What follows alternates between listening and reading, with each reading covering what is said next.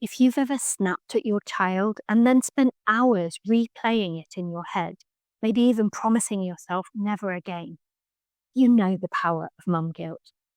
But the brutal truth is that guilt doesn't make you a better parent, and staying stuck in shame only keeps you from being the parent you really want to be.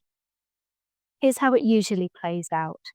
Let's say your child is melting down for whatever reason, and in that moment, say you're tired, stressed out, even taken by surprise, and your body's alarm system activates, and maybe you do end up snapping or shouting or shutting down, walking away even. And even though the big feelings pass, inside the shame begins. Maybe you replay it over and over in your head or overanalyze every word or expression or tone of voice. And you might even tell yourself you'll be calmer next time, but then you find yourself in another huge blow up and the cycle repeats. This is what I call the shame spiral. Now, guilt itself is not a bad thing, especially when we've done something that's hurt someone else. It motivates us to make up for what happened so we can move on together. But shame is defined by a sense of helplessness, and it makes us feel incapable of making things better. We end up feeling like there's something wrong with us and that we're just stuck with being a bad mum. But the truth is that when children unravel, they often hand their big feelings to us, and our bodies react as though we're under attack. And it all collides with the invisible load that we're already carrying. And when we're not aware of this, we assume we're just not getting it right. So no wonder it feels like failure. Now, the guilt you feel is a sign of how deeply you care, because you want to make things better for your children.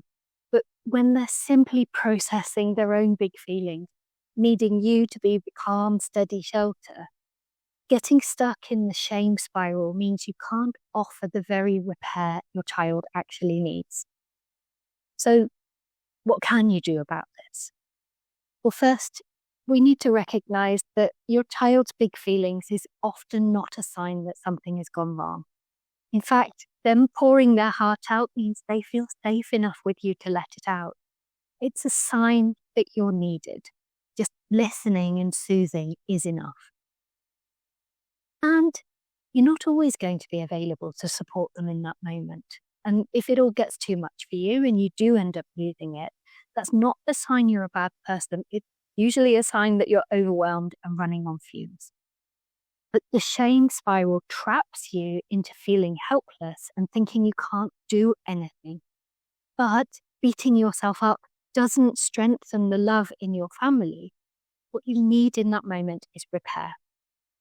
When you say, "I'm sorry I shouted, that must have felt scary," you're admitting that you can get things wrong and proving that relationships can heal. This is important for both your child to hear and for you to recognize that losing it isn't the end of everything. And the good thing is, repair doesn't have to be perfect or even right away. It can be a cuddle later or a word of recognition or simply showing up again after everyone's calmed down. Now, the moment you lean into repair, you're no longer stuck in shame because you're taking action. You're proving to yourself that you are capable of providing safety, of being loving. You're teaching resilience for both you and your child. So here's my invitation. Instead of replaying what went wrong, just pause, take a breath, and ask yourself, what is one small repair I can make right now? This simple action shifts shame and helplessness into leadership through action. If this resonates with you, I'd love for you to take the next step with the Calm Mum Reset. It's a £7 guide that gives you step-by-step tools for reconnecting with your child after the hardest moments, so you can leave the shame spiral behind and show them how relationships repair. The link is in the description below.